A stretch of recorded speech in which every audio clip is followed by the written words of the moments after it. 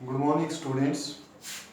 Today we are going to start new chapter, alternating current. Chapter number 7, alternating current AC. बेटे alternating current क्या होगा? सबसे पहले ये होता है डायरेक्ट करंट. ये कौन सा है? डीसी. मीन्स टाइम के साथ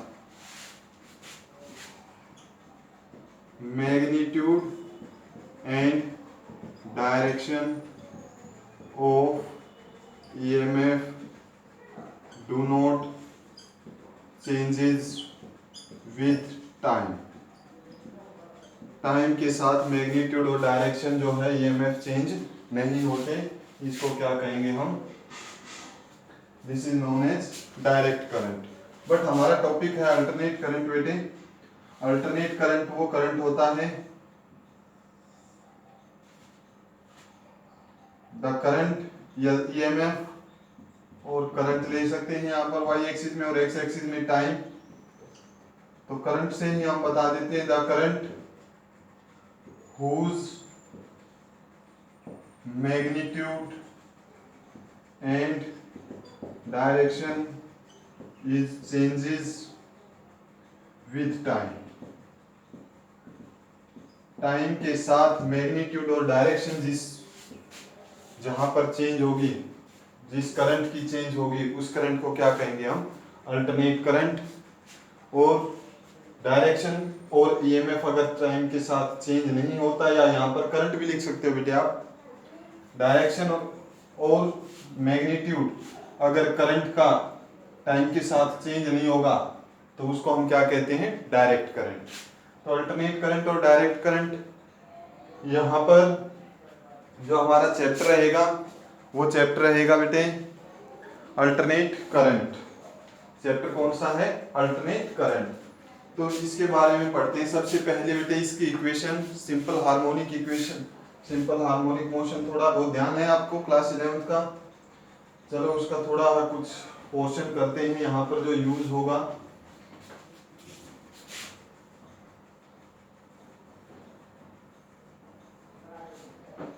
ओके, सबसे पहले सपोज हमारे पास ये एक वेव है. This is I, this is T. तो बेटे यहाँ पर जो इक्वेशन बनेगी I is equal to I naught sine omega T. यहाँ पर जो इक्वेशन बनेगी वो कौन सी बनेगी? I is equal to I naught sine omega T. ये सेम उसी के रिलेवेंट है y is equal to A sine omega T. अगर आपको SHM की इक्वेशन याद है, सिंपल हार्मोनिक मोशन की इक्वेशन याद है, तो y is equal to A sine omega T होता है, where y is displacement at time t. Displacement किस टाइम पर? t टाइम पर. और ये क्या होता है? मैक्सिमम डिस्प्लेसमेंट और एम्पलीट्यूड. ठीक है, मैक्सिमम डिस्प्लेसमेंट और एम्पलीट्यूड. सेम उसी को हमने यहां पर लिखा है बेटे. यहां पर ये क्या हो जाएगा? Current at any time t. Current at any time t. किसी भी t टाइम के ऊपर करंट है ये, और ये क्या है? हमारा मैक्सिमम करंट है. तो ये इक्वेशन बनेगी I is equal to I naught sine omega T. ये आपने भी बेटे क्लास 11 में पढ़ी होगी. बट बेटे यहाँ पर जो हमारे दूसरी इक्वेशन बनाते हैं, सिंपल हार्मोनिक की इक्वेशन या तो साइन में मिलेंगी या कोस में मिलेंगी, क्योंकि वो अपने आप को एक फिक्स इंटरवल के बाद रिपीट करते हैं. फिक्स इंटरवल के बाद वो क्या करते हैं? एक दूसरे को रिपीट करते हैं. इसलिए साइन और कोस की इक्वेशंस को हम कहाँ पर लेते हैं? साइन और कोस की इक्वेशंस को हम सिंपल हार्मोनिक मोशन में लेते हैं. बेटे ये जो जीरो से स्टार्ट होगी वो ध्यान रखना, वो कौन सी होगी? साइन की इक्वेशन होगी. और जो यहां से स्टार्ट होगी इसको हम क्या लिखेंगे भाई? ये एक वेव है ये करंट को रिप्रेजेंट कर रही है, ये टाइम को रिप्रेजेंट कर रही है, ये हो जाएगी I naught cos omega T. ये क्या हो जाएगी हमारी I is equal to I naught cos omega T. तो ये दो इक्वेशंस थी बेटे सिंपल हार्मोनिक मोशन में या करंट के अंदर। अगर यहाँ पर आपको ईएमएफ की इक्वेशन बनानी हो तो ईएमएफ की इक्वेशन यहाँ पर ईएमएफ की अगर इक्वेशन बनानी हो, यहाँ पर ई दे रखा है तो E is equal to E naught sine omega T हो जाएगा। और यहाँ पर अगर ई दे रखा है तो ये इक्वेशन क्या हो जाएगी, E is equal to E naught cos omega T. E is equal to E naught cos omega T. Clear है? फिर बेटे इसके बाद नेक्स्ट आपको थोड़ा बहुत फेज के बारे में पता है। फेज डिफरेंस क्या होता है? क्लास 11 का टॉपिक है भाई, है ध्यान या नहीं है? Phase difference. ओके बेटे बड़े ध्यान से समझना।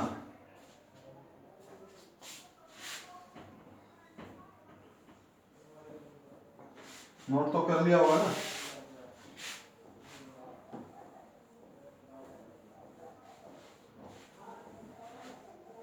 बेटे मैं एक डायग्राम बना रहा हूं, वो जो डायग्राम है हमारा, उस डायग्राम को बड़े ध्यान से समझना, क्योंकि पूरे चैप्टर में हमें फेज डिफरेंस ही निकालना है और इंटीग्रेशन। इंटीग्रेशन का बेसिक पार्ट हमें आना चाहिए, इंटीग्रेशन का बेसिक पार्ट हमें आना चाहिए। इस पूरे चैप्टर के अंदर इंटीग्रेशन ही है और फेज डिफरेंस निकालना ही है, तो ये ध्यान से समझना भाई। ये यहाँ पर इक्वेशन है, देखो 1 2 3 4, ये देखो फर्स्ट सेकंड थर्ड फोर्थ। बेटे फोर्थ आपको दिखाई दे रही है? एक मिनट में चेक कर लेता हूँ। ओके फोर्थ दिखाई नहीं दे रही, फोर्थ को हटा देते हैं, फोर्थ को ऊपर बढ़ा देते हैं। ठीक है, चैप्टर को हटा दो यहाँ से, चैप्टर आपको पढ़ना है, चैप्टर नंबर 7 स्टार्ट किया है। ठीक है, ये यहाँ पर बेटे ध्यान से देखना, ये हमारा मीन पोजीशन है। ठीक है, ये वेव है,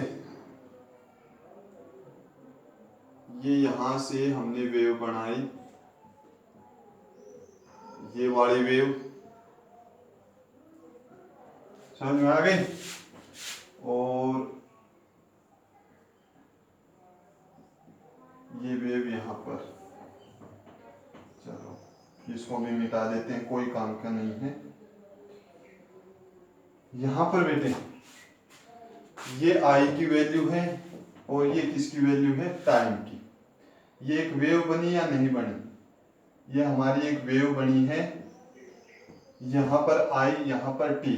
केवल इस चीज को देखो, इसे ऊपर वाले पोर्शन को देखो, ज्यादा नीचे मत देखो, इस पोर्शन को देखो। तो यहाँ पर ये एक वेव बनी है और अपने आप को रिपीट भी कर रही है, कुछ टाइम के बाद ये रिपीट करेगी। और ये रिपीट कर रही है, कहाँ से स्टार्ट हो रही है, ओरिजिन से स्टार्ट हो रही है। तो बेटे टाइम जब t 0 था, इक्वेशन देखो, I is equal to I naught sine omega t. जब t 0 था तो करंट कितना था, 0 है, क्योंकि साइन 0 क्या हो जाएगा, 0, तो कंप्लीट करंट कितना हो जाएगा, 0। तो ये जो इक्वेशन बनी, इसकी बेटे हम क्या बना देते हैं, यहाँ पर क्या लिख देते हैं, ये जो इक्वेशन बनेगी ये कौन सी हो जाएगी हमारी, I is equal to I naught sine omega T. ये इक्वेशन कौन सी हो जाएगी, I is equal to I naught sine omega T plus phase difference, अगर आपको ध्यान हो तो कितना, फाई नॉट। कितना फेज डिफरेंस है यहाँ पर, phi naught, means initial phase. ये क्या है, initial phase. Initial phi naught की वैल्यू कितनी, 0। एक्चुअल में इक्वेशन यही थी भाई सिंपल हार्मोनिक मोशन की, I is equal to I naught sine omega T plus phi naught. ठीक है, एक्चुअल में तो इक्वेशन यही थी, फाई नॉट की वैल्यू 0 तो I is equal to I naught sine omega T हो जाएगा, क्योंकि ये तो 0 हो गया। तो यहाँ पर की जो इक्वेशन बनेगी वो कौन सी बनेगी, I is equal to I naught sine omega t. और ये जो वैल्यू होती है, दिस वैल्यू, इस वैल्यू को हम क्या कहते हैं, instantaneous, TANTEN, instantaneous value of current. ये क्या है हमारे पास, करंट की इंस्टेंटेनियस वैल्यू है। This is instantaneous value of current. Current की ये है हमारी इंस्टेंटेनियस वैल्यू। इक्वेशन बना दिया आपने बेटे। अब दूसरी चीज इसके अंदर देखो, दूसरी वेव हम लेकर आते हैं। अच्छा एंगल और देख लो, ये 0 डिग्री, ये π/2, ये पाई, ये हो जाएगा 3π/2 और ये क्या हो जाएगा 2π। ठीक है, नेक्स्ट इक्वेशन हम यहां पर बनाते हैं। देखो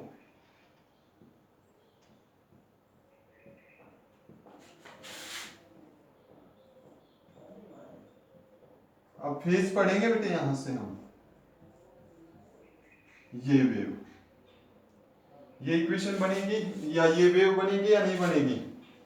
ये आई की वैल्यू, ये मीन डिस्प्लेसमेंट, ये टाइम टी।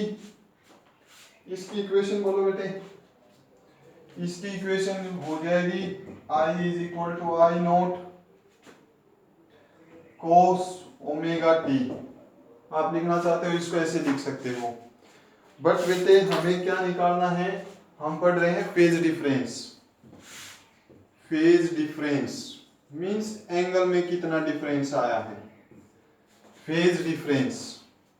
तो I is equal to I naught cos omega t है हमारे पास यहाँ पर।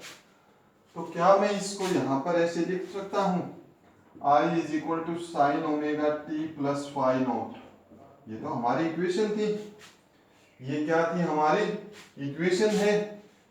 ठीक है, I is equal to I naught, phi naught बोलो कितना है, फाई नॉट कितना है 90। बेटे स्टार्टिंग में ये 0 था, ये 90 था, π/2। क्लियर, फाई कितना π/2। तो I is equal to I naught sine omega T plus π/2। क्या हम इसको ऐसे लिख सकते हैं, लिख दिया बेटे। क्यों लिख सकते हैं, क्योंकि देखो हमें I के साथ I को कंपेयर करना होगा, आई नोट के साथ आई नोट को, साइन के साथ साइन ही होना चाहिए, ओमेगा टी की जगह पर ओमेगा टी होना चाहिए, ये डिफरेंस आएगा। ये जो होता है ये डिफरेंस, अगर ये सभी इक्वल होंगे तब ये फेजर डिफरेंस हम निकाल सकते हैं। तो यहाँ पर फेज फाई नोट की वैल्यू 0 थी, यहाँ पर फाई नोट की वैल्यू कितनी आई है, π/2 ही तो आई है भाई। जब ये 0 पर था तो ये कहाँ पर था, π/2 पर था। जब ये π/2 पर पहुंचे, ये कहां पर पहुंच चुका, पाई पर पहुंच चुका, तो ये आगे चल रहा है। चलो इसको बाद में डिस्कस करते हैं। हम इसको ऐसे लिख सकते हैं, ये वही इक्वेशन बन गई बेटे आपकी, sine theta plus 90 degree cos theta बनता है, लिख सकते हैं नहीं। अरे sine theta plus 90, sine theta plus 90 क्या होता है, कोस थीटा होता है सेकंड क्वाड्रेंट में। तो I is equal to I naught cos omega T. Clear, आ गया समझ में। यहां पर बेटे हमने कंपेयर किया, ये हमारे पास I1 आया था, लेट ये I2 आया है, ये I1 ये I2। तो हम इसी इक्वेशन को रखते हैं, क्योंकि कंपैरिजन करना है हमें, फेज डिफरेंस निकालना है। फेज डिफरेंस हमें कैलकुलेट करना है भाई, फेज डिफरेंस, फेज डिफरेंस हमें कैलकुलेट करना है। ये I2 होगा और ये I1 होगा। I2 माइनस I1 करते हैं, ध्यान से समझना भाई, I2 माइनस I1 करते हैं, यहां पर नेक्स्ट क्या हो जाएगा बेटे, I2 जब इसको सब्ट्रैक्ट करोगे ये पॉजिटिव की वैल्यू आई, इसकी वैल्यू आई, पॉजिटिव की वैल्यू आ गई हमारे पास, पॉजिटिव की वैल्यू आ गई, प्लस π/2 आया बेटे। ये चीज अब ध्यान देने की जरूरत है सबसे ज्यादा, क्योंकि बार बार हमें ये कंफ्यूजन रहेगा कौन आगे है। अब देखो ये 90 डिग्री आगे है, I2 लीड्स, इसको हम लिखेंगे लीड कर रहा है, I2 Leeds from I1, I2 जो है वो I1 को लीड कर रहा है, कितना, π/2, कितने डिग्री से, π/2, यही फेज डिफरेंस होता है, यही क्या होता है हमारा फेज डिफरेंस होता है। अच्छा भाई, यहां पर अगर हम इसको फेज डिफरेंस, इधर देखो फेज डिफरेंस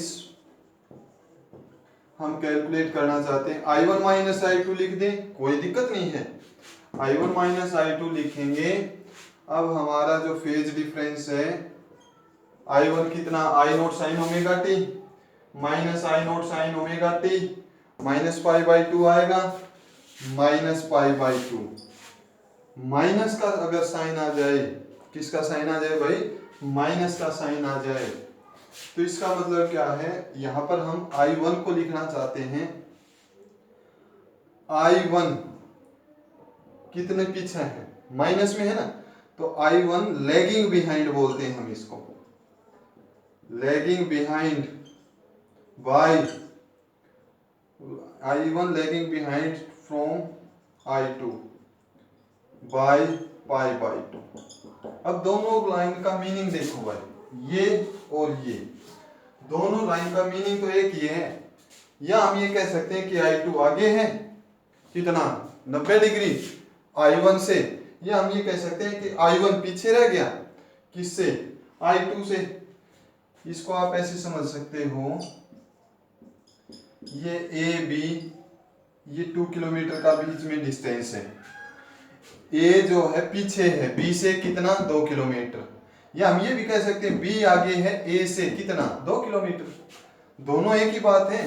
तो वही बात यहाँ पर है, I2 जो है वो आगे है, I2 आगे है किससे, I1 से कितना, 90 डिग्री, I2 आगे है किससे, जब ये 0 पर पहुंचा तो ये कहां पर जा चुका था, 90 पर, जब ये पाई पर पहुंचा ये कितना पहुंचा, 90 पर, मीन्स ये 180 पर पहुंचा तो ये 90 पर पहुंचा, सॉरी स्टूडेंट्स, जब ये 0 पर था तो ये 90 पर पहुंच चुका था, जब ये 90 पर पहुंचा तो ये कहां जा चुका था, 180, जब ये 180 पर पहुंचा ये 270 पर, जब ये 270 पर पहुंचा ये 360 पर, जब ये 360 पर पहुंचा तो ये कहां पर पहुंच चुका था, 540 पर पहुंच चुका था, 450 पर, 450 पर पहुंच चुका है, क्लियर।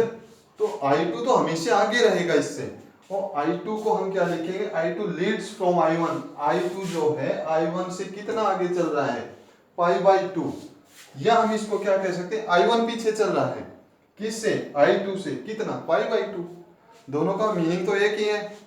तो ये वर्डिंग आपको समझनी है, लीड्स और लैगिंग बिहाइंड, जो फॉरवर्ड है जो आगे है वो लीड करता है, जो पीछे रह जाता है वो लैग बिहाइंड करता है। फेज डिफरेंस ये है, यहाँ पर कितना है, π/2 का फेज डिफरेंस है, कितना फेज डिफरेंस है, π/2 का फेज डिफरेंस है। नेक्स्ट करें भाई, नेक्स्ट और देखो इसके अंदर, इसको नोट करो बेटे एक बार,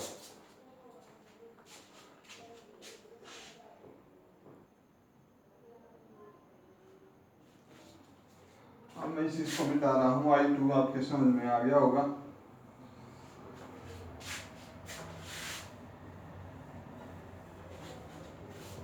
एक बार बेटे अगर आपके पास 11th क्लास की फिजिक्स की बुक है तो SHM को थोड़ा पढ़ो, वहां से फेजर डायग्राम आपको और क्लियर हो जाएगा, ठीक है।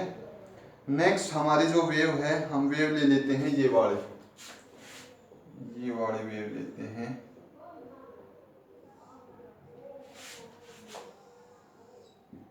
आई तो हमारा I1 तो है हमारे पास, ये I3 है, ये ओरिजिन है, और ये इधर टी टाइम से जा रही है।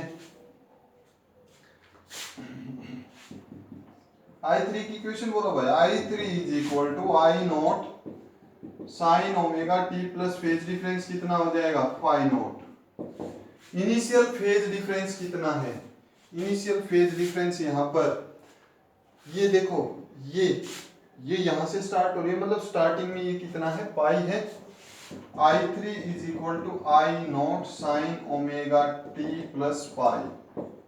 कितना फेज डिफरेंस है यहाँ पर, पाई का फेज डिफरेंस है। क्लियर, पाई का फेज डिफरेंस है।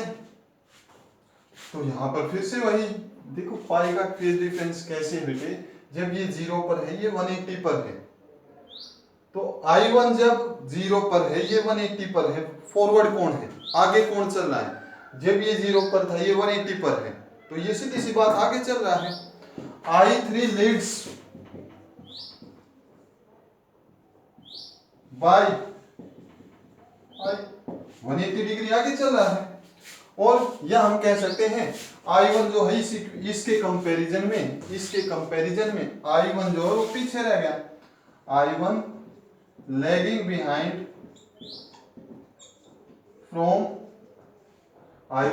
बिहाइंड फ्रॉम किससे पीछे रह गया, I3 से, बाय फेज डिफरेंस कितना,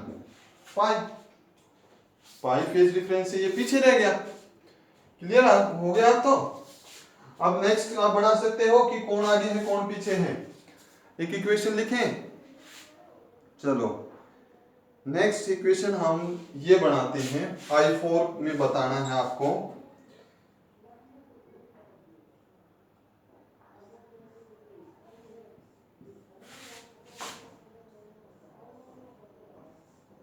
ये इक्वेशन है हमारी, ये इक्वेशन है I4 की, आपको इक्वेशन बनानी है। तो I4 की इक्वेशन बनानी है, यहाँ पर कौन फॉरवर्ड है कौन पीछे रह गया।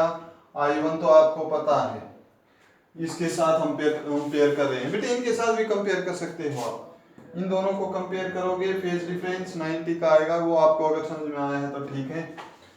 I4 यहाँ पर देखो भाई, ये कितना फेज डिफरेंस है, जब ये 0 पर था तो ये वेव यहाँ पर जा चुकी है, तो ये कितने डिग्री पर है, 3 पाई बाई 2 मीन्स 270। तो I4 lets by 3 pi by 2, I4 lead कर रही है कितने डिग्री से, 3 पाई बाई 2 से, ठीक है। और क्या कह सकते हैं, I1 lagging behind bye 3 pi by 2, कितना 3 पाई बाई 2 से ये क्या कर रही है, पीछे रह रही है। तो बेटे ये जो हमारे डिफरेंस होते हैं, इनको हम क्या कहते हैं, फेज डिफरेंस कहते हैं। क्लियर है, आई थिंक आपको, आई होप, थिंक नहीं होप बेटे आपको समझ में आया होगा थोड़ा बहुत। तो ऐसे फेज डिफरेंस हमें 2-3 जगह पर कैलकुलेट करने होंगे। तो यहाँ पर आपको ये भी ध्यान रखना है, इक्वेशन हमारी साइन में कन्वर्ट करनी है हमें, आई की वैल्यू दे दी, ईएमएफ कैलकुलेट करना है, या ईएमएफ की value they the, I calculate करना है, फिर उनके बीच में फेज डिफरेंस, रेजिस्टेंस में, कैपेसिटेंस में, इंडक्टर में, ठीक है, तीनों जगह। तो यहाँ फेज डिफरेंस कैलकुलेट करना है, फिर एलसीआर सर्किट तीनों को कंबाइन कर देंगे, फिर एलसी में, फिर आरसी में, फिर एलआर में, सभी में हमें कंबाइन करना है।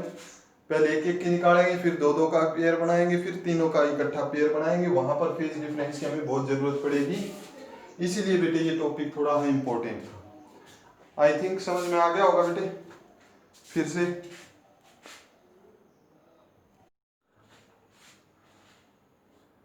नेक्स्ट बेटे, अब हम कैलकुलेट करते हैं एवरेज वैल्यू और मीन वैल्यू।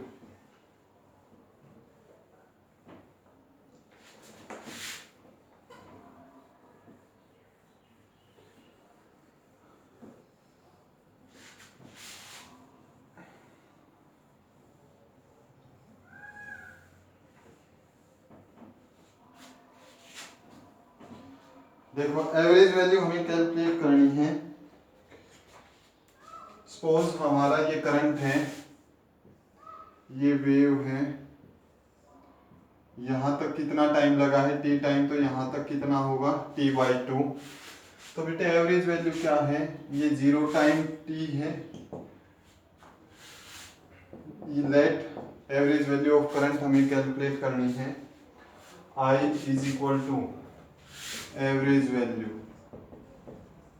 क्या कैलकुलेट करनी होती है बेटे, एवरेज वैल्यू कैलकुलेट करनी होती है 0 t/2, फिर ये क्या हो जाएगा t, फिर नेक्स्ट ये कितना हो जाएगा 3t/2, इस तरह से।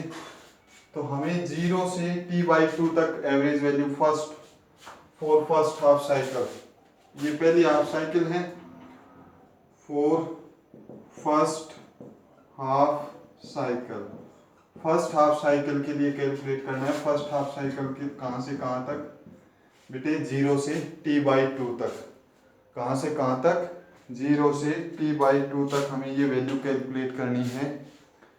तो इसको हम सोल्व करेंगे। जब हम इसको सोल्व करेंगे तो बेटे देखो हम इसको क्या लिख सकते हैं, सबसे पहले तो इसकी नोटेशन देखो, आई एवरेज लिख सकते हैं, ठीक है। ये भी हम लिख सकते हैं आई, ये साइन भी किसका होता है, एवरेज वैल्यू का साइन होता है। और क्या लिख सकते हैं भाई, ठीक है, या हम यहाँ पर आई बार भी लिख सकते हैं। क्या लिख सकते हैं, आई बार। इन सभी का मीनिंग क्या होता है, average value find out, current की एवरेज वैल्यू, या ये जो साइन है ये वाला, ये भी किसको बता रहा है, करंट की एवरेज वैल्यू निकालनी, या आई बार भी किसको बता रहा है, करंट की एवरेज वैल्यू को बता रहा है। तो बेटे हमें ये कैलकुलेट करनी है एवरेज वैल्यू कितनी होगी, किसके लिए कैलकुलेट करनी है, फर्स्ट हाफ साइकिल, पहली हाफ साइकिल 0 से t/2। देखो 0 से यहाँ से 0 वैल्यू, यहाँ से ये कंटिन्यूसली चेंज होती जा रही है।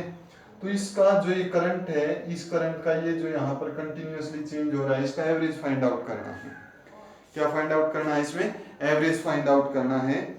तो एवरेज निकालने का आपको अगर जनरल फार्मूला ध्यान हो तो एवरेज निकालने का फार्मूला है भाई आई dt, इसका इंटीग्रेशन डिवाइडेड बाय dt, या किसी भी x, कोई भी x है और इसकी एवरेज वैल्यू फाइंड आउट करनी है, तो इसका फार्मूला होता है x dt टाइम t1 से t2। ये जनरल फार्मूला होता है भाई एवरेज वैल्यू फाइंड आउट करने का। This is the general formula for finding the value of x average. x की एवरेज वैल्यू फाइंड आउट करनी है तो x, और वो x किसके साथ वेरिएबल है, किसके साथ चेंज हो रहा है, टाइम के साथ चेंज हो रहा है। जैसे कि यहाँ पर करंट किसके साथ चेंज हो रहा है, टाइम के साथ चेंज हो रहा है। तो x टाइम के साथ चेंज हो रहा है, तो इसकी एवरेज वैल्यू फाइंड आउट करने का मेथड है हमारे पास x dt t1 से t2 इसका इंटीग्रेशन, dt t1 से t2 इसका इंटीग्रेशन। ये मेथड हमें यहाँ पर अप्लाई करना है। तो यहाँ पर i एवरेज, i की वैल्यू कितनी है भाई, i is equal to I naught sine omega t. i किसके इक्वल है, I naught sine omega t के इक्वल है।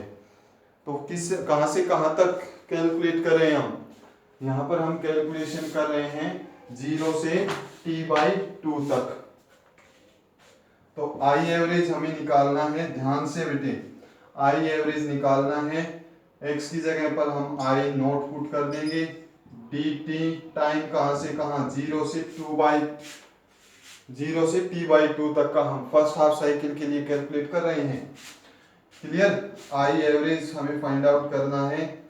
तो यहाँ पर सॉरी आई t/2, आई किसके इक्वल है, I is equal to I naught sine omega t. Equation बनेगी, साइन की इक्वेशन है I naught sine omega t multiplied by dt। Clear है। तो वही यहां से हम आई एवरेज निकालेंगे, I average is equal to I naught 0 से t/2 sine omega t multiplied by d t, sine omega t multiplied by d t. Sine का हमें क्या करना है भाई, इंटीग्रेशन करना है। तो ये बेटे यहाँ पर इस पूरे चैप्टर में ध्यान रखना, साइन थीटा का इंटीग्रेशन क्या होगा, कोस थीटा, और साइन थीटा का इंटीग्रेशन क्या होगा, कोस थीटा होगा, बट साइन किसका आएगा, माइनस का साइन आएगा। तो यहाँ पर हमें इंटीग्रेशन ही करना है मोस्टली चैप्टर में, 90% चैप्टर में हम इंटीग्रेशन की हेल्प से चलेंगे। तो इंटीग्रेशन का बेसिक थोड़ा बहुत जो मेडिकल स्टूडेंट्स हैं उनको भी आना चाहिए। साइन का क्या होता है, कोस होता है, तो आई एवरेज क्या हो जाएगा, I average is equal to I naught, इसको हम क्या लिख सकते हैं, इंटीग्रेशन करेंगे minus cos omega t, sine omega t का integration with respect to time करना है, ये क्या हो जाएगा minus cos omega t divided by क्या हो जाएगा omega, minus cos omega t divided by omega. Limit put करेंगे। अच्छा भाई एक चीज और रहेगी यहाँ पर, एक चीज और भी रहती है, सॉरी स्टूडेंट्स, ये नहीं लिखा ना हमने, डिवाइडेड बाय 0 से t डिवाइडेड बाय dt 0 से t by 2, I average value put करेंगे, आई नोट बाहर ले देंगे, ठीक है, sine omega t d t 0 से t by 2 divided by, sorry students ऊपर ही लिखना पड़ेगा, यहाँ पर लिख लेते हैं, I average is equal to 0 से t I naught sine omega t d t, I average ये तो कांस्टेंट है बाहर आ जाएगा, आई नोट 0 से 2 t, अच्छा फिर वही बात, डिनोमिनेटर वाली टर्म नहीं लिखी, dt का इंटीग्रेशन क्या होगा t, dt का इंटीग्रेशन क्या होगा t, कहां से कहां तक, 0 से लिमिट t बाई 2 तक, लिमिट पुट कर देंगे, इंटीग्रेशन कर दिया t बाई 2 से 0 तक, तो I average is equal to 0 से t, आई नोट कॉमन ले लिया, sine omega t d t divided by, upper limit put करेंगे t की जगह पर t बाई 2 पुट करेंगे, माइनस लोअर लिमिट पुट करेंगे, इतना तो आता होगा, I average is equal to I naught, sine का क्या बताया माइनस कोस ओमेगा टी, और जो ये कांस्टेंट है ये डिवाइड में आ जाएगा, लिमिट कितनी होगी 0 से t by 2 divided by t by 2, t by 2 minus 0 कितना होगा t बाई 2, तो ये ऊपर जाकर क्या हो जाएगा, इसको हम लिख सकते हैं I average is equal to I naught 2 I naught by t, ये क्या हो जाएगा, बाहर माइनस भी ले दिया हमने, यहाँ पर माइनस भी साथ में ले दिया, कोस ओमेगा भी बाहर ही ले आए, यहाँ से ओमेगा भी बाहर ले आए, क्या बचा बस यहाँ पर कोस omega T, limit t by 2 से 0, बेटे इसको नोट करो, इस पोर्शन को नोट कर लो, ये तो हमें बार बार में इस ग्राफ की रिक्वायरमेंट होगी। समझ में आ रहा है, सिंपल इंटीग्रेशन है, थोड़ा मेडिकल स्टूडेंट्स बेटे 4-5 फार्मूले हैं उनको याद रखो, कि साइन का इंटीग्रेशन क्या होगा माइनस कोस होगा, ठीक है, ओके।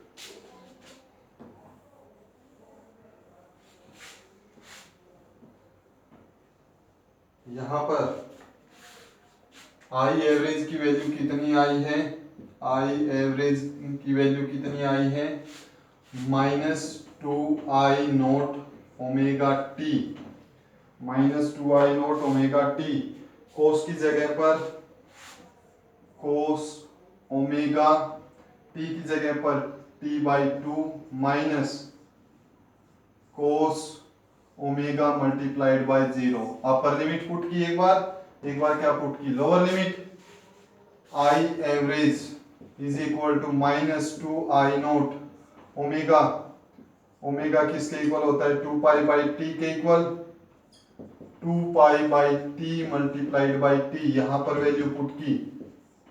फिर कोस ओमेगा की जगह पर 2π/t multiplied by t/2 minus cos क्या हो जाएगा 0, कोस क्या हो जाएगा, ओमेगा मल्टीप्लाइड बाई 0, ओमेगा 0 हो जाएगा।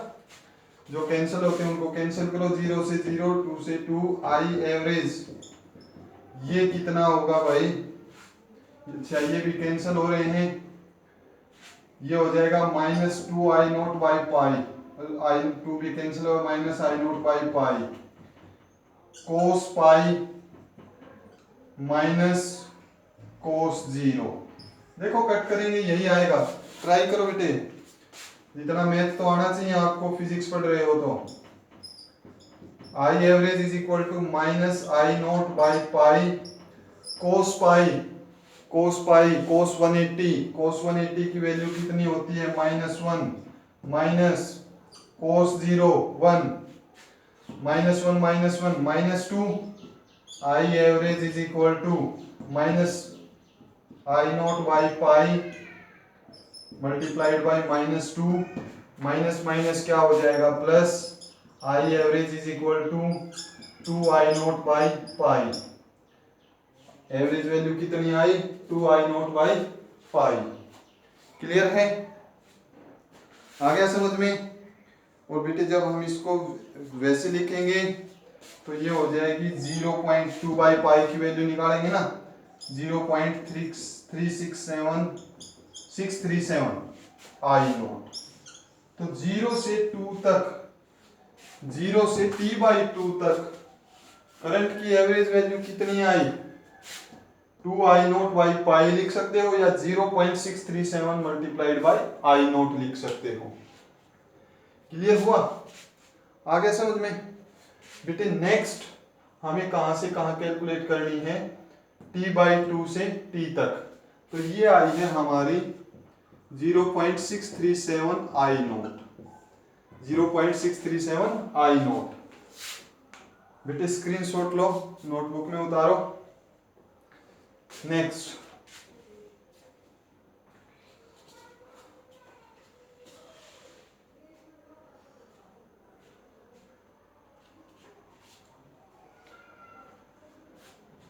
वही हमें करना है यहां पर 0t/2 से t तक, t/2 से t तक। अच्छा भाई चेंज कर दो, मैं इसी में चेंज कर रहा हूं भाई, 4 साइकिल, ये साइन भी लिखने की जरूरत नहीं है, I is equal to I0 sine omega t, ये हमारी इक्वेशन होगी। टाइम t/2 से t तक, यहां से यहां तक हमें चेंज करना है। तो एवरेज निकालने का जनरल फार्मूला बताया था आपको, उसी में वैल्यू पुट करेंगे। आई एवरेज हमें निकालना है, I0 dt, t/2 से लिमिट क्या हो जाएगी t divided by dt t/2 से t तक। फिर ये जनरल फार्मूला होता है किसी भी वैल्यू का, हम अगर हमें एवरेज निकालना हो, ठीक है। तो यहां पर क्या लिख सकते हैं भाई, I0 dt वैल्यू पुट करेंगे, sorry I0 sine omega t into dt, ये इंटीग्रेशन कहां से कहां तक, t/2 से t तक, डिवाइडेड बाय dt का क्या हो जाएगा t, लिमिट 0 से t/2 से लिमिट कितनी हो जाएगी t तक, ठीक है। ये वैल्यू आ जाएगी हमारी, ये आई एवरेज निकाली। देखो आई एवरेज लिमिट पुट करेंगे, ये कितना हो जाएगा t/2 से t तक, यहां पर बेटे t/2 आता ठीक है, ये पिछले में चेंज करो, t/2 आएगा, ये t/2 लिमिट आएगी यहाँ पर, पिछला जो टॉपिक था ना वहां पर t लिखा हुआ था, ये दोनों वैल्यू चेंज करो, यहाँ भी t/2 आएगा और यहाँ भी t/2 आएगा, और यहाँ पर क्या आएगा 0 पिछले वाले में। क्लियर, एक बार देखो, करो वहां पर चेंज थोड़ा।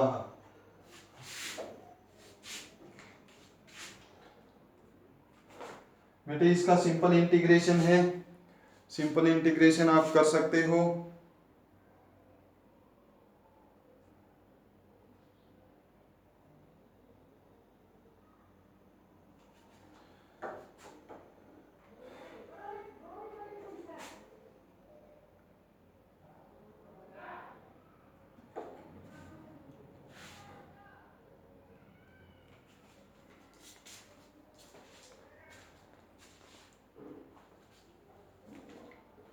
हाँ भाई,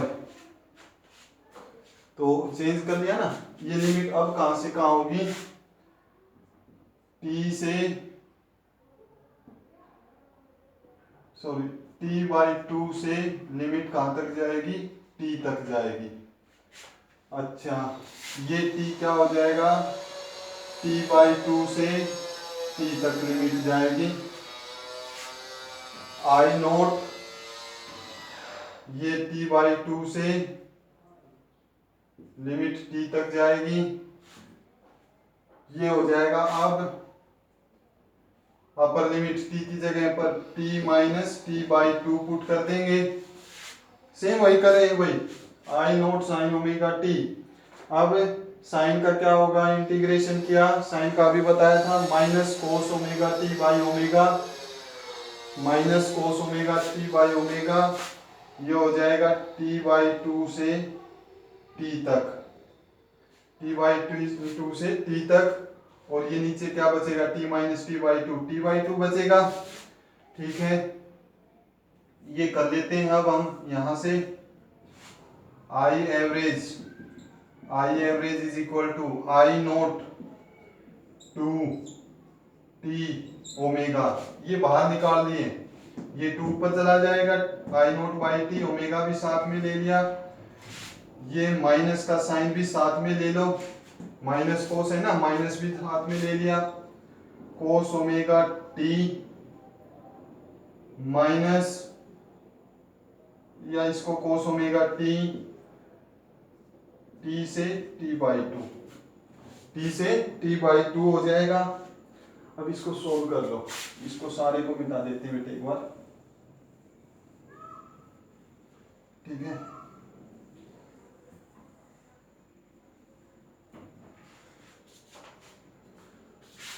तो ये हो जाएगा भाई, अब हमारे पास आई एवरेज कितना होगा, -2I0 by T omega multiplied by cos omega,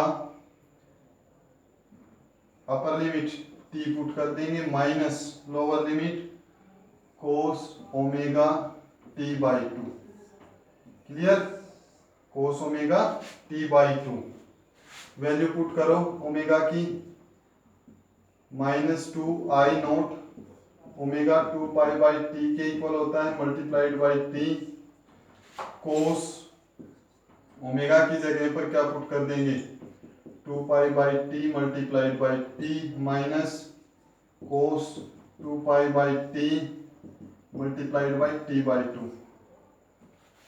ठीक है भाई, ये वैल्यू पुट कर दी हमने, यहाँ पर 2π/t, यहाँ पर भी 2π/t, जो कैंसिल हो रहे हैं उसको कैंसिल कर दो।